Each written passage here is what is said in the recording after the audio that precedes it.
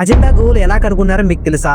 1819వ సంవత్సరంలో British officer John Smith అడవిలో tiger వేటకు వెళ్ళాడు. టైగర్ ని చేస్ చేస్తూ వెళ్తుండగా అది చెట్ల మధ్యలో మాయమైపోయింది.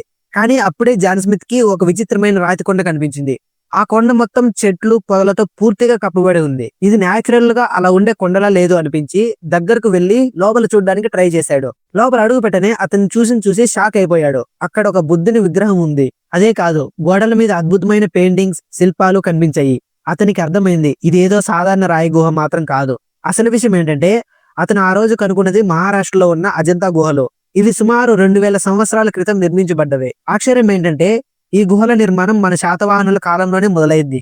అప్పట్లో మహారాష్ట్ర కూడా వాళ్ళ పాలనలోనే ఉండేది. తర్వాత కాలంలో వాకాటక వంశం ఈ గుహలకు బాగా ఫండింగ్ ఇచ్చింది. కళ, చిత్రాలు, శిల్పాలు అన్నిటినీ నెక్స్ట్ లెవెల్ కి తీసుకెళ్లాయి. ఆ వంశానికి సంబంధించిన రాజు హరిశ్చంద్రుడు చనిపోగానే ఈ ప్రదేశాన్ని ఎవ్వరూ పట్టించుకోలేదు. అక్కడ ఉండే బుద్ధిస్ట్ మాంగ్స్ కూడా ఆ ప్రాంతాన్ని వదిలి వెళ్లిపోయారు. అలా అజంతా గుహలు మెల్లమెల్లగా అడవిలో కలిసిపోయాయి. చెట్లు భారీగా పెరిగిపోయాయి, పొదలు చుట్టుముట్టిపోయాయి. సుమారు 1300 సంవత్సరాల పాటు ఈ అద్భుతమైన కళ ఎవ్వరికీ తెలియకుండా అలానే ఉండిపోయింది. తిరిగి మళ్ళీ జాన్ స్మిత్ కండ పడే వరకు. ఇంకో ఆసక్తికరమైన విషయం ఏంటంటే ఆ రోజు తాను కనుగొన్న ఆనందంలో జాన్ స్మిత్ 10వ గుహలో ఉన్న ఒక పిల్లర్ మీద ఆ రోజు తేదీ, సంవత్సరం చెక్కాడు. ఆశ్చర్యంగా అనిపించిన ఆ మార్క్ ఈ రోజు వరకు అక్కడే ఉంది.